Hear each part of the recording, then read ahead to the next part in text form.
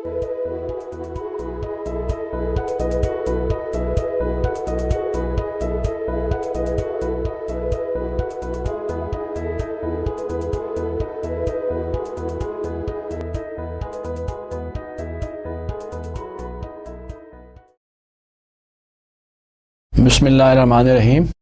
Dear students, welcome to our last lecture of this course Business Economics ECU 400. So this will be the last lecture जो कि it's 32 lectures.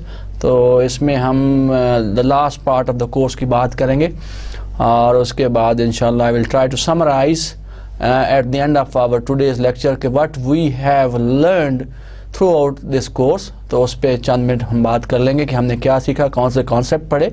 तो आज का lecture शुरू करते हैं. This is about monetary and fiscal policy. If you remember, हमने Pakistan economy के बारे में कुछ लेक्चर्स कर रहे हैं. We are talking about Pakistan economy, economics with reference to Pakistan, and this is the last lecture of Pakistan economy and overall it is the last lecture of the course also.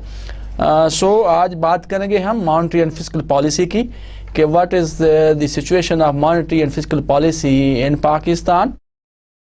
The sequence will be like course outline, lecture outline will be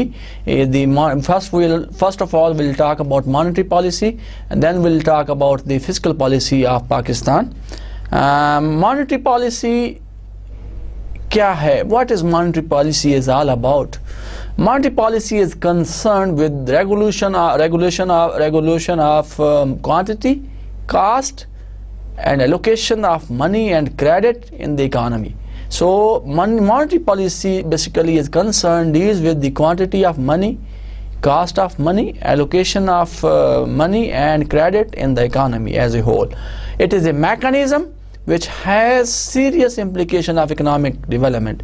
It helps the economy and the individual to decide the amount and the placement of investment, rate of saving and spending. So monetary policy overall deals with the monetary issues of the economy as a whole, and it also has an important implication for the society, for the growth and economic development of the country. Here we are talking about Pakistan. So for the growth of Pakistan, development of Pakistan economy, it helps the individuals in many ways to decide about the saving, investment and future spending or present spending. So this is what the monetary policy is all about.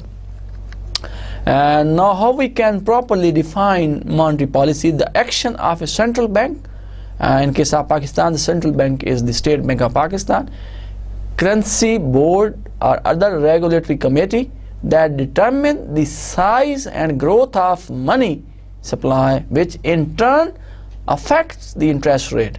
So this is known as the monetary policy of the country. Monetary policy is maintained through such as increasing interest rate or changing the amount of money banks need to keep in the vault, right? So monetary policy basically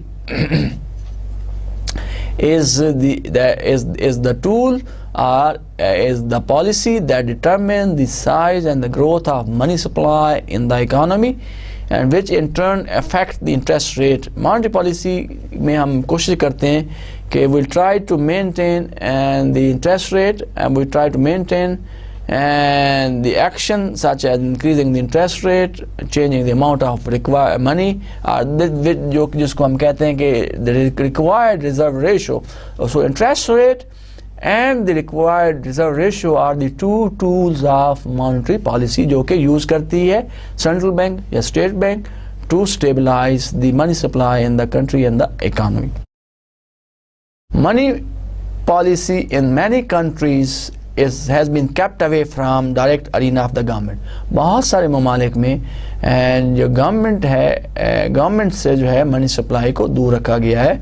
What the government only do in different country is that they develop basic rules and eventual targets of the monetary policy, and then they leave up to the market, and they have no interference in the functioning of the monetary policy or the money policy in the country in most of the cases. But however, in Pakistan, money policy has been much more government controlled. It's written many, it's money policy instead of many. It is just, you can make the correction, जैसे कि slide पे आपको नजर आ रहा है many policy, it's not many, it's money policy has been made a much more government control and influence tool. तो पाकिस्तान की अगर बात करते हैं तो यहाँ पे जो मनी पॉलिसी है which is controlled by the government and influenced by the government, but in most of the cases, most of the countries, it is not controlled or owned or affected by the government. If we talk about money policy or monetary policy, इसके tools कौन कौन से हैं, क्या क्या monetary policy में चीज़ें शामिल होती हैं. एक तो इंटरेस्ट रेट है. Interest rate have pre determined. Sectors credit targets are set by the government, are defined by the government, and markets have not played an influential role. In case of Pakistan, market is not playing a significant role. All of the monetary policy is determined or decided by the government of Pakistan, by the Central Bank of Pakistan, and it is controlled by the Bank of Pakistan. We can divide the monetary management into two eras as far as Pakistan is concerned. तो दो eras की हम बात करेंगे जब हम monetary policy की बात करेंगे. And what are those two eras? Those two eras are pre-1991 period की हम बात करेंगे, and then we'll talk about post-1991 period की बात करेंगे. So what was the monetary policy situation in the country, in Pakistan, before 91, and what happened after 91? Pre-1991 period की अगर आप बात करें, before the 1991 period, financial sector reforms, the government management program was considered to be loosely managed, highly unorganized system. तो उससे पहले जो management monetary policy management system था, it was disorganized, loosely managed, so it was not fully under the control of the government. In 1972, when the banking reforms were taken, a National Credit Consultative Council NCCC was established to determine the distribution of credit in the economy. So जब ये government ने देखा कि monetary policy is not properly managed, is not properly organized in the country and the economy, तो 1972 में उन्होंने एक NCC बनाई, National Credit Consultative Council बनाई, and the task or the job was that to determine the distribution of credit in the country or in the economy fairly, equally, and as per regulation and policies. An annual credit was and still is devised each year to determine the extent of monetary expansion for the year. तो हर साल कितना credit होना चाहिए, कितनी monetary policy expansion होनी चाहिए, तो वो हर साल डिसाइड किया जाता था. The government administered all rates of returns and the whole economy had to accept that. So government जो है जितने भी हैं, government was basically the main organ who were determining all the rate of returns, and the whole economy had to accept whatever is determined or decided by the government of Pakistan or the Central Bank of Pakistan.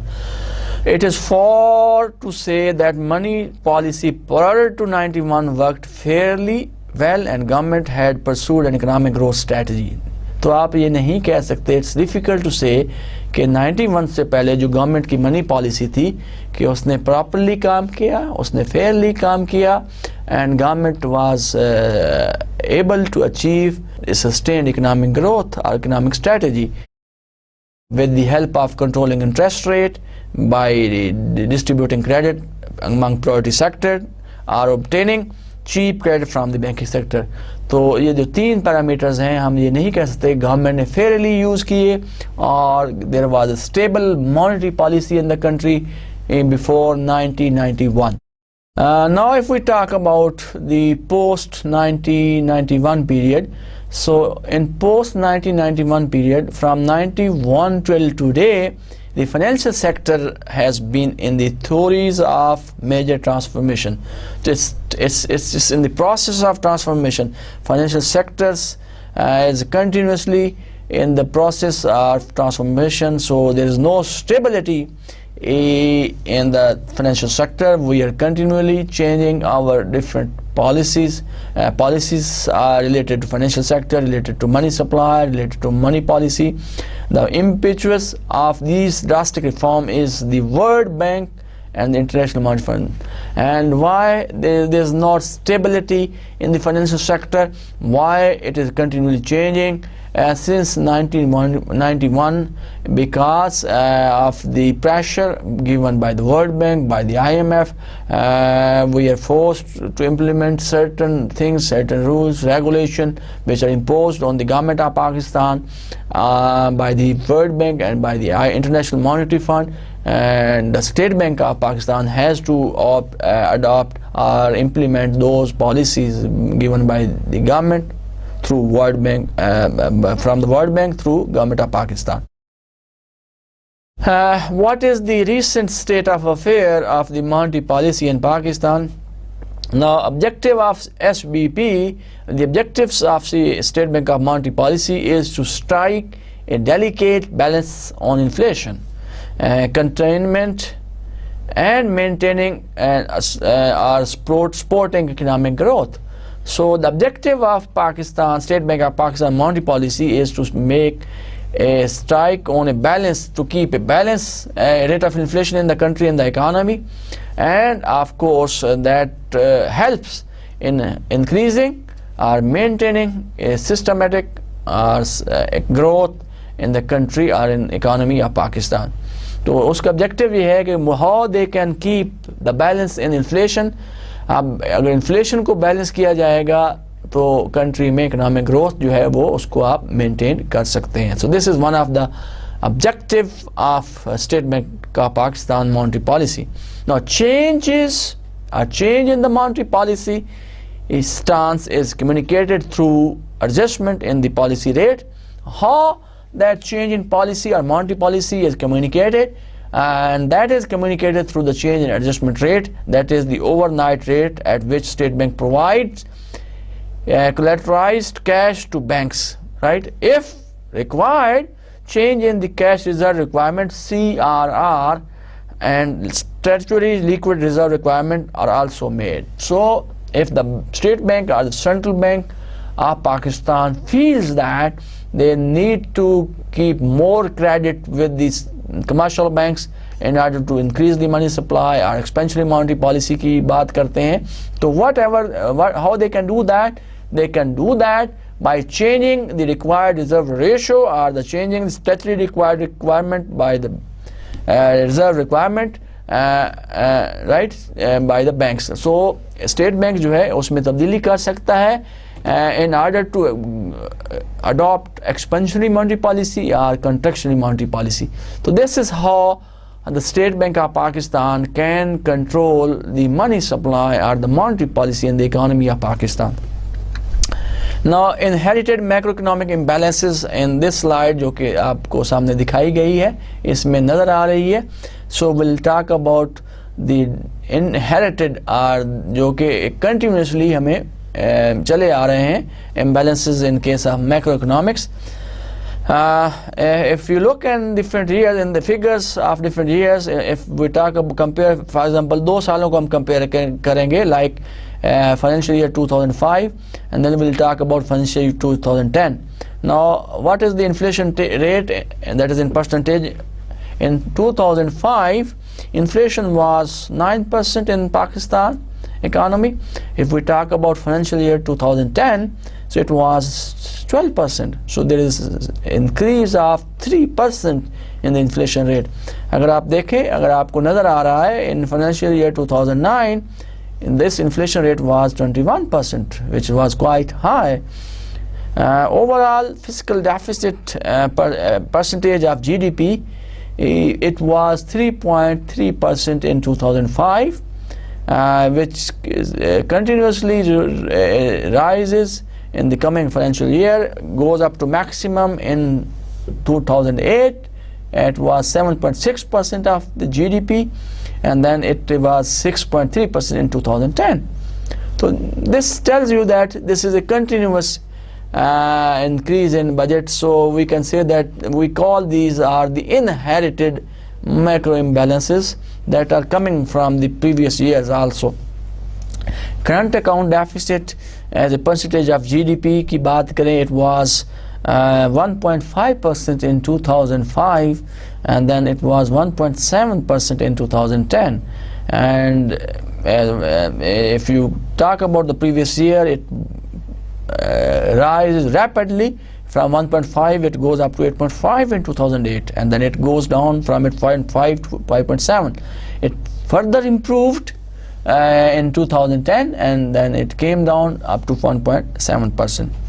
If we talk about money supply, the growth rate of money supply in percentage, it was 19.1 in 2005.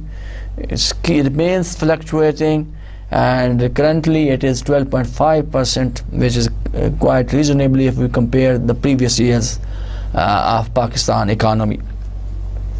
Private / foreign direct investment portfolio, US dollar in millions. So it was 2 billion in 2005, then it went to 4.5, 8.4, 5.4, 2.6, and currently in the 2010 it was 2.1. So now there is static on the lower growth rate, money growth rate in financial year 2008 and 9, and that low growth rate in money supply was due to the basically depletion of reserves. So because of that, there was a low growth rate of money supply in these two particular years. So basically this slide, objective of this slide to show you is that it tells you the overall situation of Pakistan economy, or the macroeconomic imbalances, which are not only for the current or the coming current years. It is coming from the previous years also. Recent experiences with monetary management inflation, after sustained reduction from 20.8% in financial year 2009, it came to 11.7% in 2010. Inflation has started to increase again in financial year 2011, and September and October excess of 15.4%. Most of this inflation is being contributed by food, fuel, and transportation groups after floods, right? So what are the reasons why there is continuous increase in prices in the country and the economy? And the main reasons are the inflation in the increase in food prices, rise in the prices of food, rise in the prices of fuel, and transportation groups after floods, right? So floods के बाद भी सूरत हाल काफ़ी verse हो गई, उसकी वजह से भी prices में इजाफा. The resurgence in inflation is attributed to number of other factors like reform measures to disseminate whose impact is being felt in the short term. Reduction in energy related subsidies.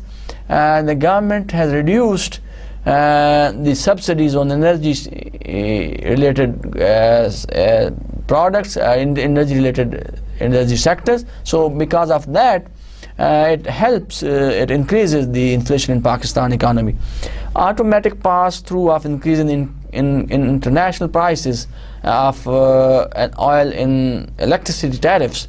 In the international, if we talk about the international prices has increased as far as oil is concerned, and then of course and the prices of that increase in prices has transformed in the electricity tariffs, in the form of electricity tariffs in the country. So these are different factors which are responsible or cause of inflation in the country and the economy. If recent experience with monetary management about inflation, इस slide में we have tried to show you the growth rate or the change in average consumer price inflation of different products like food, beverage, tobacco. The inflation rate has is quite fluctuating. It was 20.8 in 2009, June 2009. In 10 it came down 11.7, then it further goes up 13.1, and then 15.3, and then we have textile and footwears, house rents, fuel and lighting, household furnitures and equipment, transportation and communication, recreation and entertainment, education, appearance, and so many. So you can see that the major source of this slide is the Federal Bureau of Statistics, and that is the responsible institution or the organization in Pakistan government which provide information about the inflation in the country, about different products. Now recent experience will continue with the recent experience with monetary management, and we'll talk about inflation further, about inflation, multiple shocks / factors. इसमें हम will talk about internal and domestic factors की बात करेंगे. When we talk about external, increase in the international commodity prices such as those of edible oil, wheat, rice, corn, and extra. So this is an external shock or factor due to which there is an increase in inflation in the country. Domestically क्या factors हैं? Domestic food prices of perishable increased by 48% during August-September 2010 and have declined by only 6.7 percentage points in October after floods. So crops losses, damages to communication infrastructure, increase in transportation costs, hoarding and cartelization. So these are the different domestic factors responsible or causes of inflation. Impact of expansionary fiscal operation to finance relief expenditure. Floods की वजह से relief expenditure physical जो deficit है उसकी वजह से भी there was impact on prices in the country and the economy. Government borrowing from state bank rupees 184 billion since1st July 2010 owing to security and food related expenditures and delayed receipts of external assistance and reimbursement. तो बहुत सारे factors हैं floods की वजह से. We have to borrow money, government has to borrow money from state bank, or they spend money on the economy and delay in reimbursement because the money which was received from the external sources was delayed due to different reasons. To contain inflationary pressure, state bank has raised the policy rate twice since beginning of financial year 2011 in July and September 2010 by 50 BPS each, right? So they have changed this rate twice in that particular financial year. Now I will tell you something about the recent policy and administrative monetary policy in Pakistan. So what is going on? What is the current situation of monetary policy in Pakistan? Establishment of Monetary Policy Committee. Government ने एक committee बनाई है जिसका नाम है Monetary Policy Committee. It is a 9-member MPC committee chaired by the Governor, State Bank of Pakistan, with 2 external academic experts. So minutes of MPC, that is the Monetary Policy Committee के जो minutes होते हैं वो they are on the website of the State Bank of Pakistan, which is a public document. आप देख सकते हैं कि what kind of policies, what kind of measures State Bank is going to announce, are going to take, are going to adopt in order to regulate the monetary policy in the country or in the economy. Frequency of monetary policy reviews and decisions has been increased. जितने भी reviews होते हैं frequency जो है वो monetary policy reviews की बढ़ गई है. इससे पहले जो है साल में 2 दफ़ा meetings होती थी इस कमेटी की, and that committee reviews the monetary policy or the situation in the policy in the country. But now the monetary policy reviews are increased अब साल में 6 दफ़ा जो है मीटिंग्स होती हैं, सेंट्रल बैंक जो है रिव्यू करता है मॉनेटरी सिचुएशन को, पॉलिसीज़ को इकोनॉमी में, कंट्री में, and they tries and then they on the basis of review analysis they try to revise their policy actions. This slide basically tell you the idea, give you the inflation and the discount rate in the country, and you can see that it's quite fluctuating. Policy rate और inflation rate दोनों को अगर आप compare करें तो आप it's quite fluctuating, and that is because of the policy reviews over the time period in the year.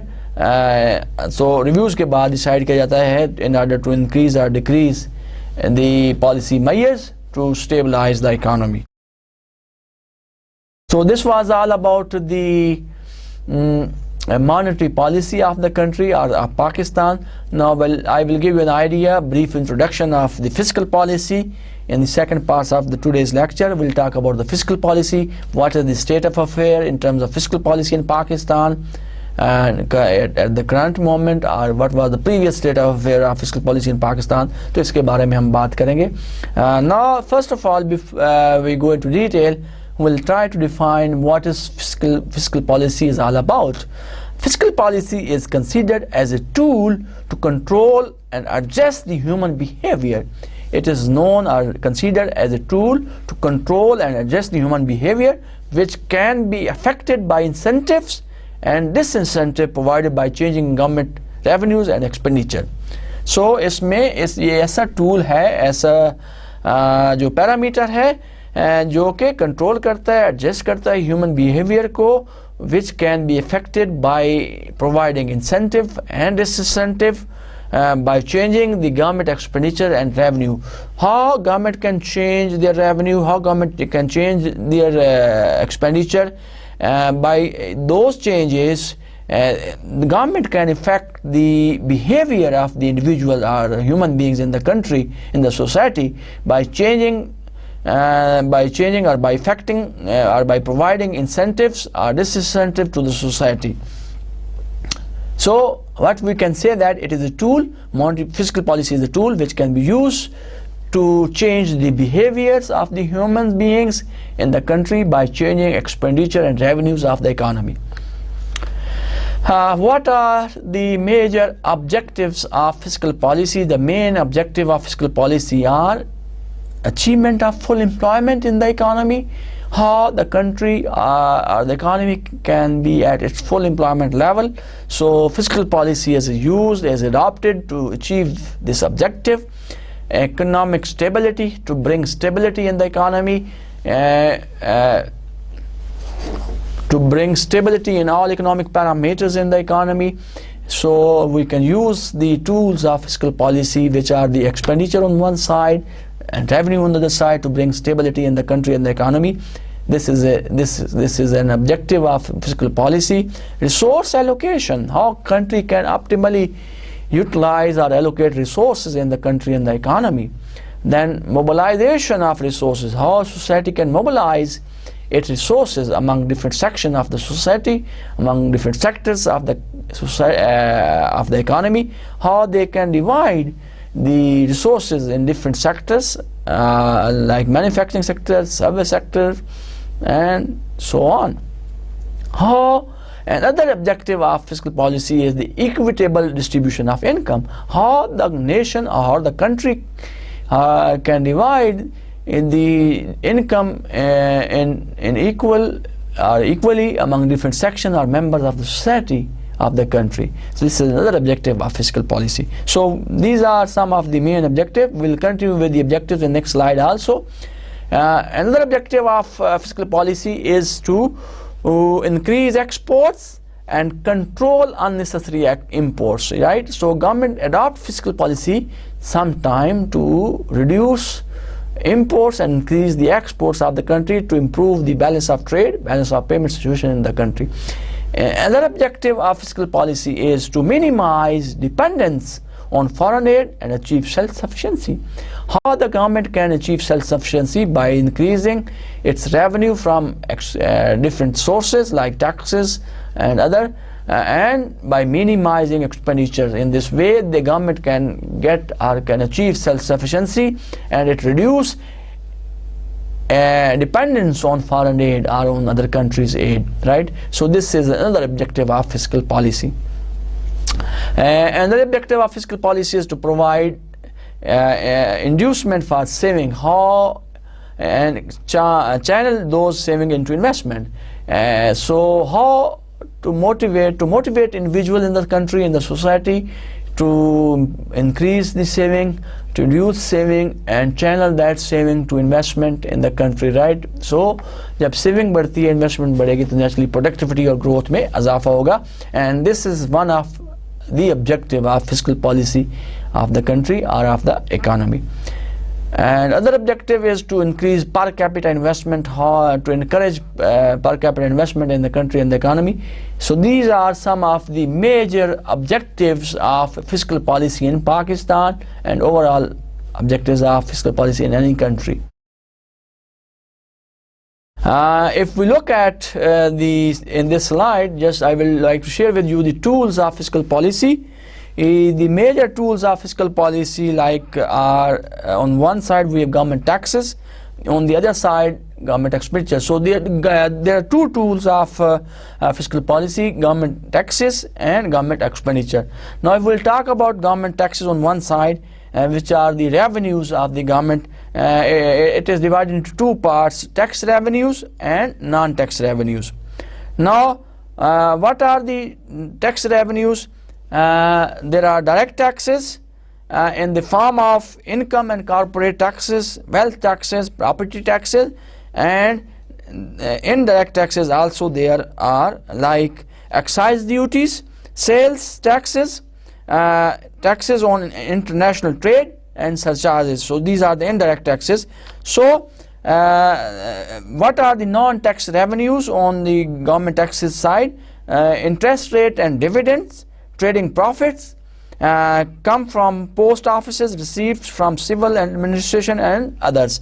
So this is the revenue side of or the revenue or the government taxes, which is one of the tool कि किस तरह से what are the types of different taxes which government use and collect from different sources. On the other side, we have government expenditure, which is the other tool of fiscal policy. Now a government expenditure has two parts. One is the current expenditure, the other is development or capital expenditure. Now what are the current expenditure of the government? Like the defense expenditure, debt servicing, government subsidies, general administration, economic and community services. These are known as the current expenditure, are also the non-development expenditure of the country or the economy. And then we have the development expenditure or the capital expenditure, and this is the expenditure on irrigation, transport, industrial, agricultural development, railways, social welfare, and so on. So this slide basically tells you the sources of tools of fiscal policy. As we have seen that we have two tools of fiscal policy. One is the government taxes, which are the revenues also. The other side is government expenditure. Taxes में हमने देखा कि taxes किस तरह government collect करती है. What are the types of taxes? हमने कहा एक tax revenue है, एक non tax revenue है. Tax revenue में हमने जब बात की तो उसमें हमने further इसको categorize किया in the form of direct taxes and indirect taxes. What are the direct taxes? उनकी हमने बात की, that are the income and corporate taxes, wealth taxes and property taxes. What are the indirect taxes? Like excise duties, and then sales taxes, taxes on international trade and surcharges. And what are the non-tax revenues? That is the basically interest and dividends and so on. And on the other side of the second tool जिसकी हमने बात की, that is the government expenditure. And we said that it has two parts. One is the current expenditure, which is also known as the development expenditure. The other side of the current expenditure is government expenditure is the development expenditure are also known as the capital expenditure. Now, what are the current expenditure? The expenditure on defense, debt services, administrations, community services, and so on. All these are the non-development expenditure of the government or of Pakistan economy. What are the development expenditure? Expenditure on transport, communication, irrigation, agriculture sectors, development, manufacturing sector. All these are the expenditure or the development expenditure of Pakistan economy. So what we can deduce or deduct from this slide is that कि हमने ये कहा कि दो tools हैं fiscal policy के. One is the government taxes, the other is government expenditure. Now, fiscal policy in Pakistan, fiscal policy relates to the government resource mobilization, collection and expenditure. The government, so in Pakistan, fiscal policy basically is the, on one side it involves in resource mobilizations, collect, expend income, and make expenditures. As we said that there are two types of expenditure of the government, which is one is the development, other is the non-development expenditure. The government requires funds to finance public investment, social development schemes, and day-to-day running of the government machinery. Now, how the government can collect that income? Government can get income, get the money from taxes or levied on incomes, profits, goods and services, which enable the government to carry out their services. Fiscal policy also provide stabilization mechanism which may be used to control and direct economic variables such as inflation and unemployment. So we can say that the fiscal policy in case of Pakistan, it deals with the resource mobilization and expenditure. It deals on the resource mobilization expenditure of the country on one side, and how the government meet these expenditure. Of course, there are different sources to get income, like taxes are levied on income and so many things to get the income and to meet their expenditure. और हमने ये भी देखा कि physical policy जो है हमें ये आल्सो प्रोवाइड एक मैकेनिज्म प्रोवाइड करती है कि in which we can bring stability in the economy, and we can bring stability in inflation and unemployment in the country, in the economy also. Now, एक चंद slide में we'll talk about the taxation system, कि किस तरह से government अपना revenue generate करती है, tax system क्या है, टैक्स का निज़ाम क्या है, how the tax system work in Pakistan. Taxes have far-reaching effect on economy. They influence savings and investment decisions in both private and public sectors. So taxes का बहुत बड़ा impact होता है on making decisions about saving, investment, if we talk about at the private level, at the public level also. There are three major groups of taxes responsible for much of the revenues collected in Pakistan.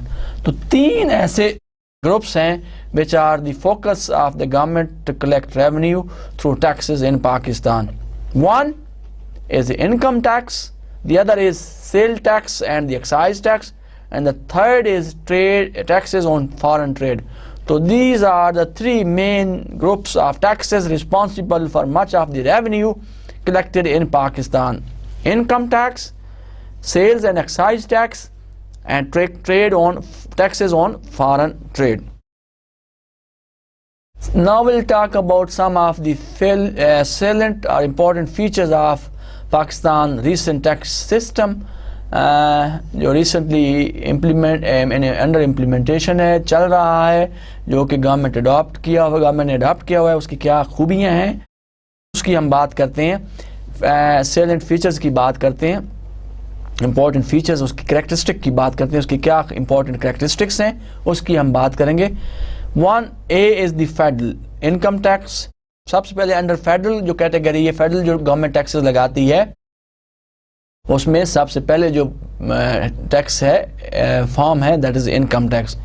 Heavily Reliance 53% on with holding और presumptive tax. It is a progressive on personal income tax. Maximum rate is 20 to 25% of that progressive tax. corporate income tax, the rate is 35% rate, universal self-assessment scheme, and advanced tax regime. So these are the feature of income tax under the federal government. And then the second category is the general sale tax, which is levied on goods only, and it has the value-added tax features, and there is zero rating, and also of domestic sales of export. The standard rate of this general sale tax is 17%, and then exemption. Some of the goods, basic goods, food items are exempted from the general sale tax, like agricultural inputs, medicines, and newsprints. So these are the two main taxes under the federal government, are imposed or levied by the federal government. One is the income tax, or the other is general sale tax. Custom duty is another federal tax which is imposed by the federal government. Cascaded tariff structure, maximum rate is 25%, and in this 25% इसकी 6 slabs हैं, according as 6 categories हैं इस tax की. Then there is a tariff peaks in automobile and other luxury goods. So maximum tariff is imposed on the automobiles and other luxury goods. Share of dutiable imports, which is 51%. And the other kind of excise, the federal tax, is the excise duties. Excise duties are also imposed by the federal government in Pakistan. Only few industries like cigarette, beverages, and cements, where the government imposes these excise duties. Also, it has on services in value-added mode.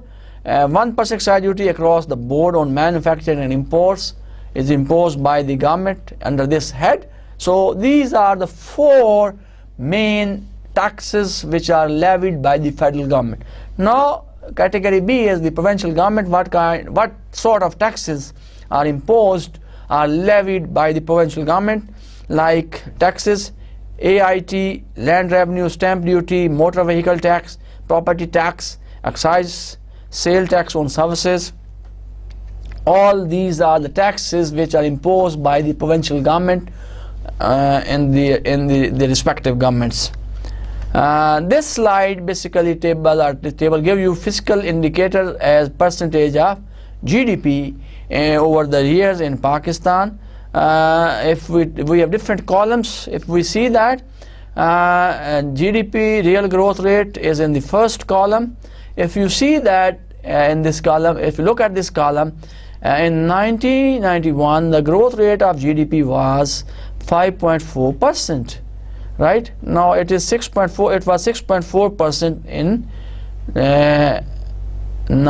2003 and 4. If we look at the recent figures, अगर आपने economic survey देखा है या पढ़ा है, अखबार देखी है, and the government ने जो अभी growth rate announced किया है 3.8% for the previous year 2011 and 12. Overall federal deficit, fiscal deficit जो percentage GDP का था, it was 8.8% in 1991, which came down to 3.3% in 2003 and 4.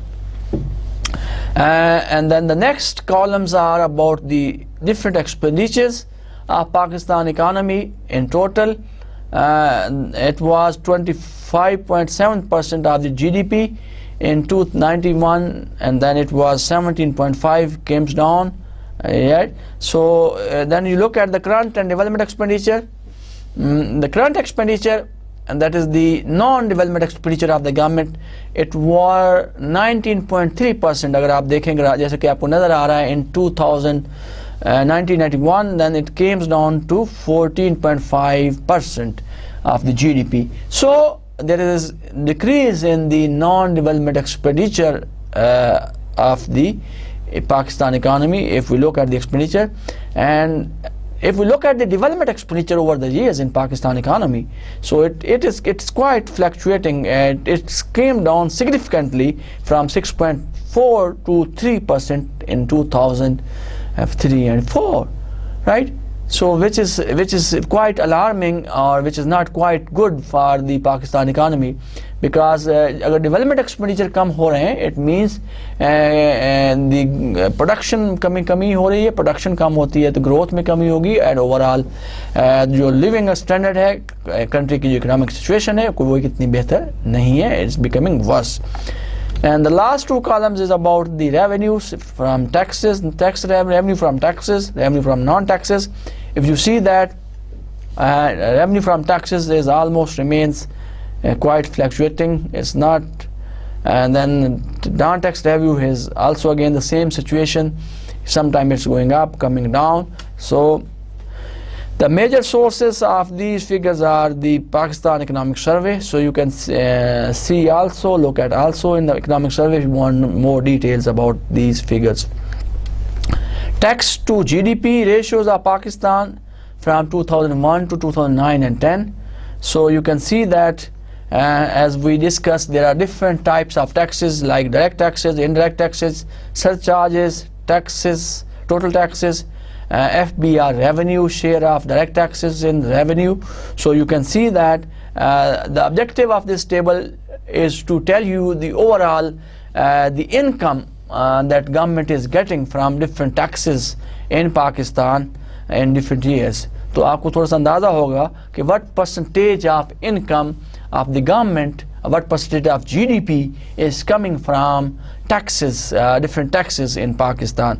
So if you can see and analyze the situation over the years, how much income came from taxes as a percentage of GDP in Pakistan in these 10 years.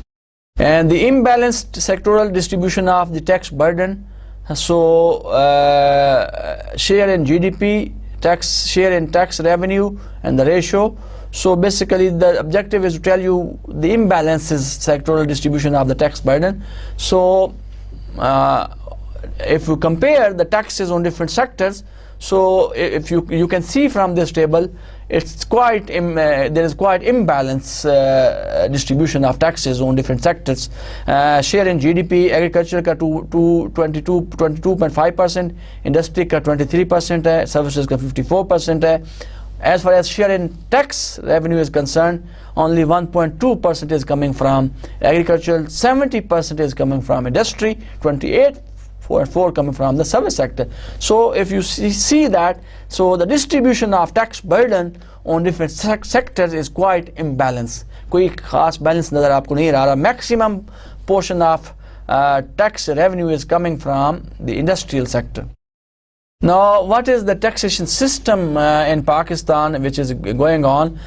Till to date, the taxation system of Pakistan is criticized on the following grounds. So अभी तक हमने tax system की बात की, हमने ये देखा कि कौन कौन से टैक्सेस हैं जो लेवी किए जाते हैं at the federal level, at the provincial level. हमने ये भी देखा कि how much income is coming from different sources of from different taxes, और किस तरह से उसका बर्डन जो है डिफरेंट सेक्टर पे डिस्ट्रीब्यूट किया गया है. And now will see that the tax system is criticised by different individuals, different persons, different groups on the following grounds. There is widespread tax evasions. So people evade from taxes. So it's widely spread in the society, in the country. The proportion of indirect taxes in the total tax revenue is very high. So if we see the distribution of taxes between the direct and indirect taxes, the proportion contributed by the indirect taxes is very high, which is quite alarming, which is not good for the welfare of the society. The tax system is not elastic. That is, government revenue do not rise proportionally with the rise in income. By elastic mean is does not change with the change in income. अगर income बढ़े तो tax को बढ़ जाना चाहिए, income कम हो तो it should go down, it should be progressive. So in case of Pakistan, the tax system is not very much progressive, which is not very much elastic, right? So this is another criticism on tax system in Pakistan. The tax system in Pakistan, need for reforms in the tax system has been passing in the recent years, and government expenditure have been increased and budget deficit is rising. So government has tried On the basis of those criticism, government has tried to reform their tax system in the recent years, and there is substantial increase in their revenue, and which has decreased the budget deficit in Pakistan economy.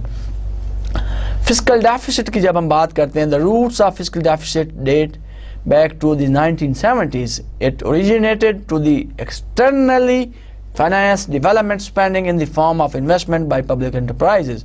So most of the fiscal deficit in Pakistan was originated internally financed development spending. Government के अपने जो internally खर्चे हैं उनकी वजह से the major reason or the problem of budget deficit in Pakistan is their internal finance development spending in the form of investment by public enterprises.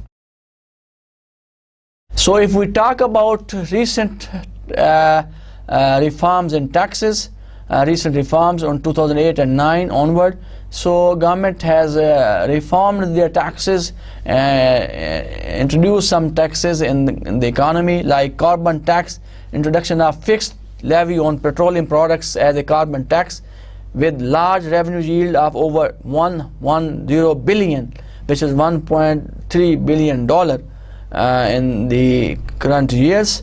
Direct taxes, taxation of short-term capital gains on shares, इसमें भी reforms आए हैं, government ने ले आए हैं.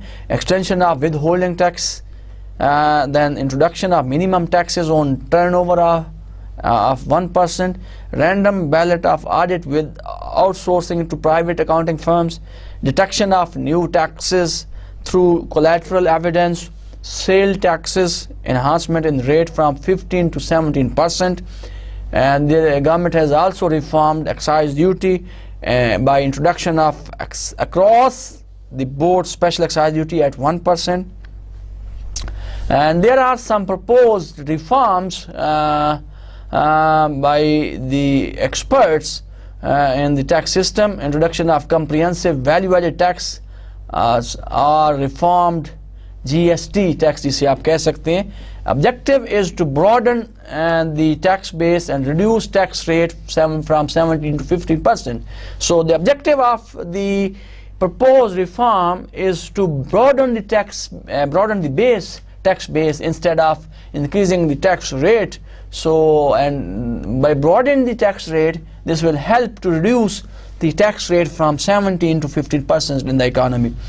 And it also, the elimination of expenditure on goods except basic food stuff and life-saving drugs could generate 1.1/4% of the GDP. Also, the objective is to enhance coverage of services excluding education and health, could increase tax revenue in the medium term. So, education और health के अलावा जो है इसकी जो coverage है service sector को उसमें भी इसको बढ़ाया जाए. This is another proposed reform. Reduction in tax burden on industry.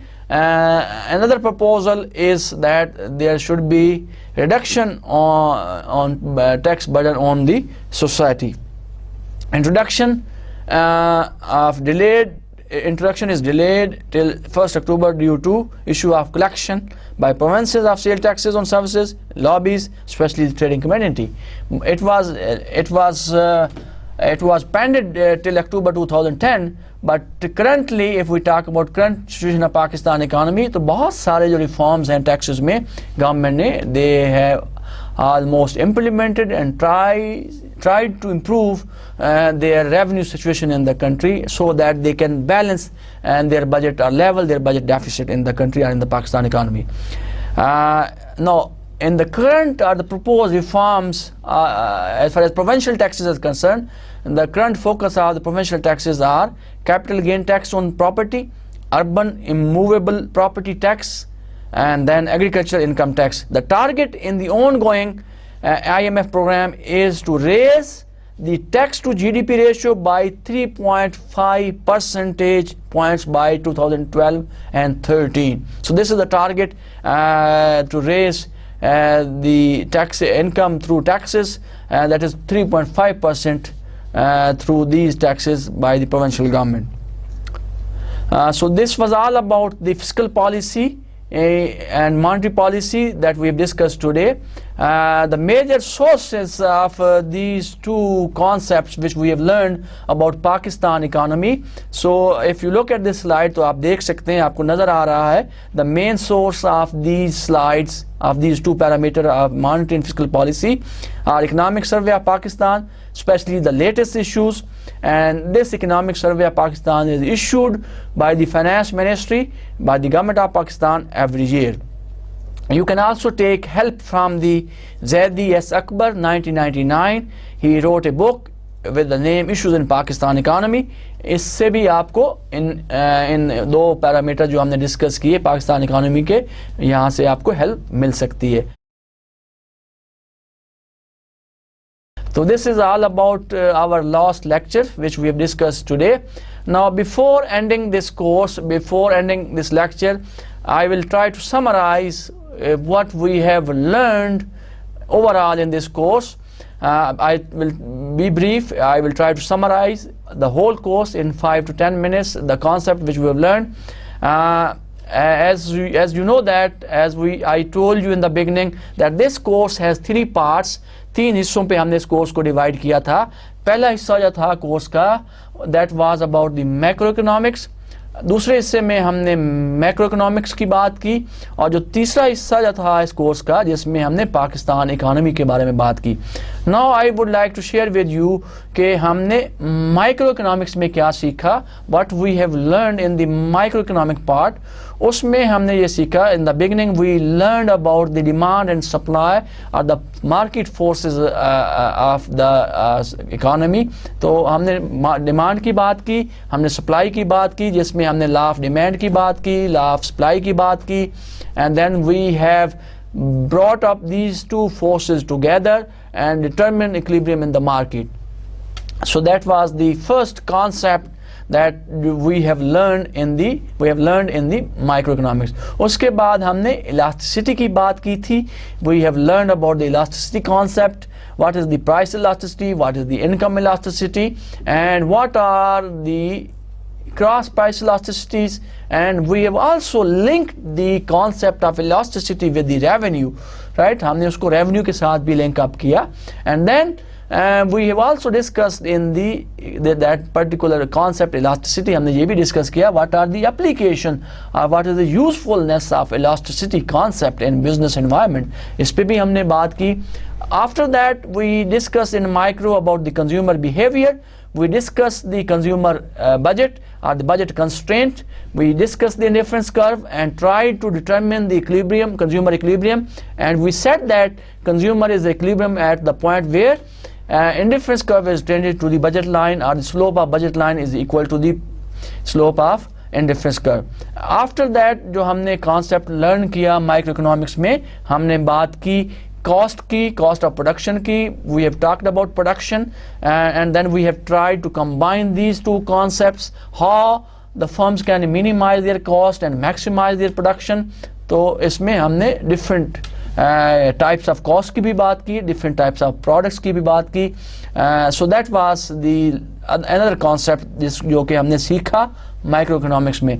And the last concept which we learned in microeconomics was about the market structures. हमने different market structures की बात की, जिसमें मैंने आपको perfect competition के बारे में बताया, monopoly के बारे में बताया, monopolistic competition के बारे में बताया, and we have also learned about the oligopoly, that is another market structure. तो हमने मुख्तलिफ market structure की बात की, और हमने ये देखा इन structures में कि किस तरह से firms in each market structure prices determine करती हैं, how they maximize their profit under each market structures, and we distinguished each market structure on the basis of different characteristics or features of the respective market structure. So this was the whole about microeconomics.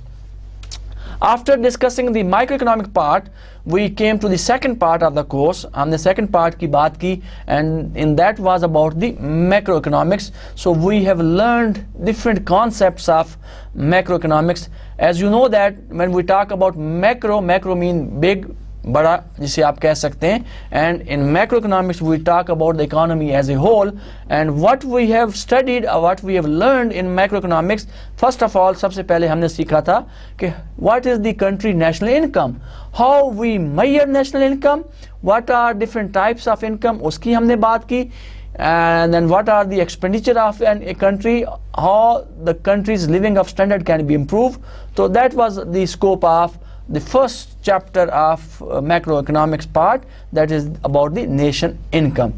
Uske baad we have talked about the productivity and growth of the economy के बारे में बात की. Then we have talked about money supply, financial sector की बात की, inflation की बात की. And then we have also talked about the foreign और द ओपन इकोनॉमी की बात की, जिसमें हमने बैलेंस ऑफ पेमेंट के बारे में सीखा कि किस तरह से कंट्री एक अपना बैलेंस ऑफ पेमेंट को इम्प्रूव कर सकती है, बेहतर कर सकती है. जिसमें हमने कैपिटल अकाउंट की बात की, जिसमें हम करंट अकाउंट की बात की. And how we can bring balance in the balance of payment by correcting the deficit in these two accounts, current and capital account. And then lastly जो इस part में हमने बात की, we talked about poverty, how poverty can be defined, what are the estimate of poverty in different countries. हमने different countries के poverty level को compare भी किया. And then we have discussed under poverty how poverty can be measured or estimated by using different techniques, by using different measures in different countries. उस पर भी हम बात की. So that was the last part of macroeconomic course. And the third part जिसको आज हमने ख़त्म किया, आज हमने क्लोज किया, that was about Pakistan economy. तो हमने पाकिस्तान इकानमी के बारे में बात की. I have told you, I have tried to make you understand about the different eras of Pakistan economy. Since 1947 से हमने शुरू किया और मुख्तलिफ eras की हमने बात की कि क्या सिचुएशन रही पाकिस्तान इकानमी में मुख्तलिफ सालों में. And after that discussing different eras we have discussed some particular topics, particular aspects of Pakistan economy, जिसमें हमने पावर्टी की बात की, जिसमें हमने ग्रोथ की बात की. And we have also learn about monetary and fiscal policy of Pakistan economy. So that was the last part of our course. This course business economics, जैसा कि मैंने आपको तफसीलन बताया, इसके 3 हिस्से थे. पहला हिस्सा माइक्रो इकोनॉमिक्स, दूसरा macro, and the third part was Pakistan economy. And we have tried to discuss all the parts of this course in terms of business, how the economics concepts are useful in daily business environment, how this concept is useful for the manager. So dear students, this is all about this course. I hope कि आपके साथ हमारा अच्छा time गुजरा. You have enjoyed this course. Allah आपको खुश रखे. God bless you with your program MBA inshallah. See you in next course, maybe in macroeconomics or some other course in your whole this MBA program. Till that time, God bless you. Allah Hafiz.